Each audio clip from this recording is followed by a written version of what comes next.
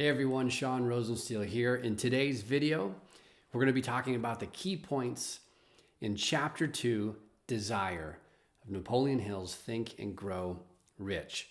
So desire is the starting point of all achievement, right? It's the first of 12 steps. So what are some of the key points of this desire chapter? So first key point is this idea of burn the ships. This is a tough one for me. I'm on page 23 here. He says that every person who wins in any undertaking must be willing to burn his ships and cut all sources of retreat. Only by doing so can one be sure of maintaining that state of mind known as a burning desire to win, essential to success. For many years, I wanted to write a book. And I wanted to develop an online course to support my readers in a deeper way. That was actually 2016 is when I had that idea. That was 4 years ago. But I had a business and I was very comfortable in that business. And I knew that in order for me to really take my desire seriously, I would have to stop working in my business. And I never really had the courage to do it, quite frankly. And I tried a few times. I got somewhat far along writing the book, but then I'd get busy in my business and I'd stop. And then months later, I'd pick it back up and then I'd stop. So what's interesting now about this time we're all living in, this coronavirus has literally, a lot of us are out of work. Our businesses are shut down. Our clients have let us go. Oftentimes I'm in a mode of growth with my clients, and when businesses aren't in growth mode, I'm out of work. I know a lot of people who have lost their jobs. I mean, many people in this environment are experiencing significant hardships, right? But I'm looking at this as a blessing in disguise. I never had the courage to burn my own ships and leave myself no source of retreat. So outside external influences now have done that for me. And I will say that had the coronavirus not happened, I would have never been able to finish my book. My book is actually finished now, and I'm really excited about it. It's going to publishing shortly. It should be out in June. I'm working on developing an online course now to support the readers. I'm doing this Think and Grow Rich video series with you right now. So there's a lot of blessings in this. And it's a good lesson for me because moving forward, I'll know that if I have one too many things to focus on and I have something else over here that really piques my interest and it's a burning desire, I'll know better. I'll have hopefully more courage to burn my ships, so to speak. Now, the other thing I want to say is when Napoleon talks about burning his ships or burning the ships, they don't have to be literal. So what I just mentioned was a literal example. And I don't think it was ever a responsible choice over the last 4 years. I have a wife who's a full-time mother, and I have 3 children, 6 and under. So I don't think it was ever a responsible choice for me to burn down my business and pursue writing a book. It didn't make a lot of financial sense. So you can also look at it this way: burn the ships. It could be a mindset. It could be one of those limiting beliefs that you have. It could be a dominating thought that's holding you back and attracting in all sorts of negative things into your life. So make sure that you don't take it literally, that you also look at it in a figurative way as well. You must burn your ships. That could include relationships that are negative, right?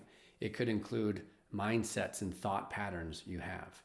Like me, it could actually include a job or a business. So get creative as you think through this idea of burning your ships and leaving yourself no source of retreat. It could mean many things. It doesn't have to be taken literally. So that's the first key point. Second key point of Chapter 2, Desire, is this idea of obsession. I love this. I'm on page 24 now. He says that wishing will not bring riches, but desiring riches with a state of mind that becomes an obsession, then planning definite ways and means to acquire riches, and backing those plans with persistence, which does not recognize failure will bring riches. So I think this is really important. You look at all the people out there who have succeeded in some walk of life, in some way, shape, or form. They had an obsession, and it usually started with an all-consuming idea, right? It began with an idea. So my question to you is this idea that you have, if you have an idea that you're looking to pursue, and it doesn't have to be related to financial wealth, right? It can be spiritual wealth, mental, emotional wealth, physical wealth, relational wealth. It can be wealth of any kind. It doesn't have to be monetary wealth. Is it an obsession? Are you actually obsessed with this idea? And is it consuming your thoughts before you go to bed? Are you having dreams about it while you sleep? Are you thinking about it in the shower in the next morning, or whenever it is that you take showers? Hopefully you take showers. I'm assuming you do. But the point is, are you obsessed with it? When I first thought of writing a book 4 years ago, I wasn't obsessed with the idea. It was a neat idea. And I always appreciated the many authors that I've learned from who took the time to organize and clarify their thoughts on paper and expose themselves to criticism. I always admired that. And I always wanted to do that someday. At the beginning of this year, writing a book ultimately became an obsession of mine.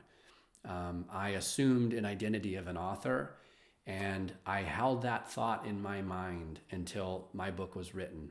It wasn't easy, but I was obsessed with this idea. So if you're thinking about doing something, but you're kind of holding back and you've been back and forth, very indecisive about it for some time, you might want to challenge yourself and see if it's an actual obsession that you have. And if it's not, and you want to continue pursuing whatever it is, how can you turn that into a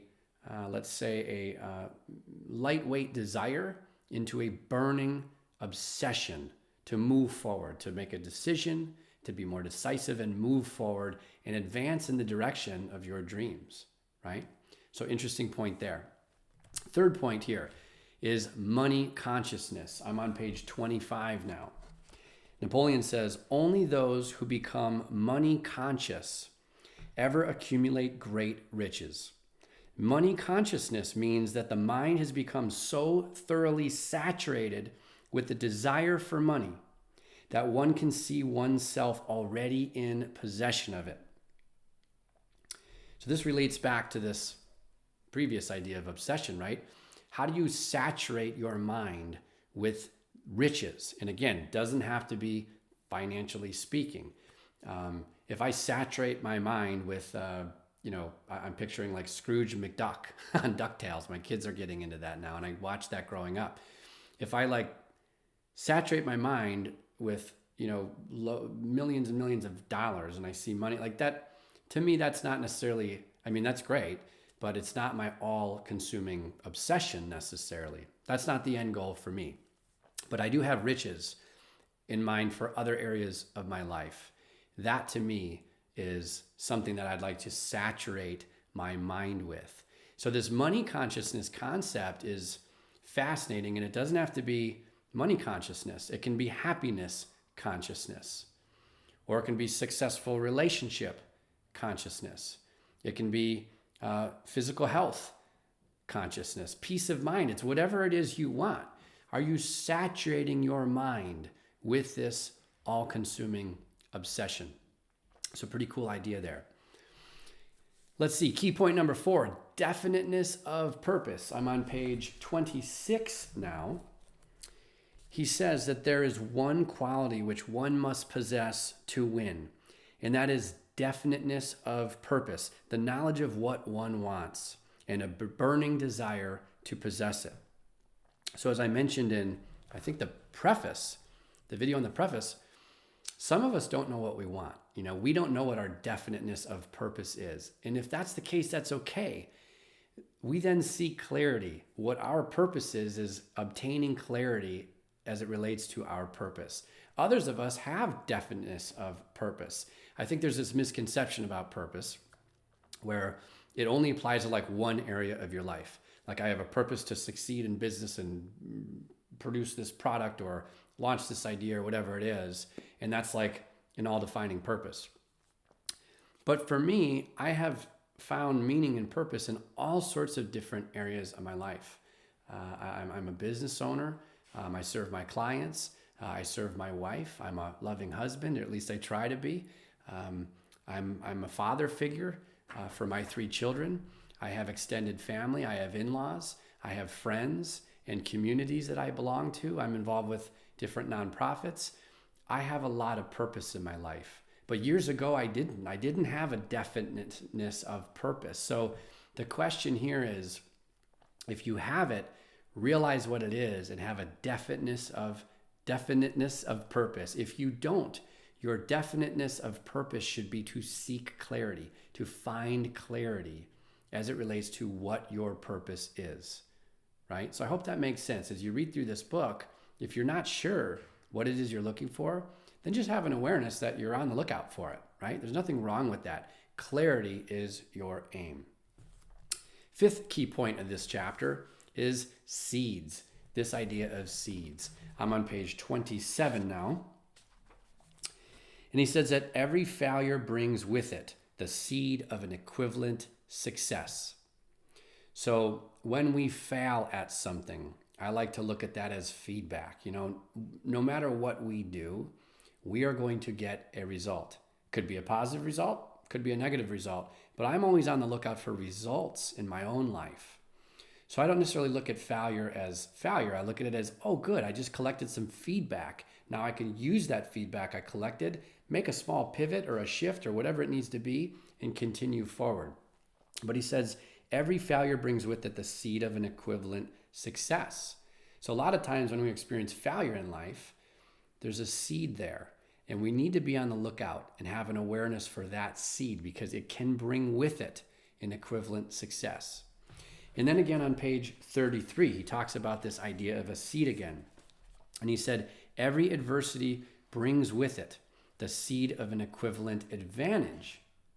So isn't that interesting? And he's talking here about the story about his son. And as he mentions, his son was born with what he calls the proper hearing equipment. And this story hits close to home because I have 2 sons of my own. And what an incredible gift he gave his son by teaching him at a very young age not to accept this adversity. And the story is actually pretty miraculous. I mean, even the doctors, I believe, suggest that. So every adversity brings with it the seed of an equivalent advantage. So oftentimes we experience adversity and then we go through the process of that adversity. And what we find is as we share it, as we become more vulnerable with people and we share it with others, we find that at times other people have either experienced the same or similar adversities or they're dealing with it in that moment. And we can use that opportunity to serve others with our own learnings, right? Every adversity brings with it the seed of an equivalent advantage. So often we can use our adversities and find advantages in those things. So as you think about this, reflect back on your own life and think about some of your own adversity. We all experience different adversities in our life and it's all relative, right? For someone going through something that we might think is, oh gosh, what are they talking about? It's so small. Well, if they're struggling, it's a real struggle. And all these adversities are relevant to each and every one of us. And they're all relative in certain ways, aren't they? So think about that as you remember some of the adversities you've experienced. And maybe you're experiencing one right now. I don't know. I mean, I think we all are in certain ways with this coronavirus going on, right? We're all experiencing a certain degree of adversity right now. So as you think through that, try to find that seed of the equivalent advantage, as Napoleon states, right? So a really powerful idea there. So that wraps up what I believe are the key points in chapter 2, which is all about desire. It's the starting point of all achievement, right? It's the first of 12 steps in Napoleon's formula. So the next video, we're going to be talking about chapter 3, faith, powerful ideas there, powerful chapter. I'm looking forward to seeing you in that video next. Hopefully we'll release that over the next few days here for you. In the meantime, if you found value in this video, please like, please share with someone you know who might benefit, and also be sure to subscribe so that you can receive notifications moving forward when I launch the new videos for this series. Look forward to seeing you and serving you in the next video. Take care.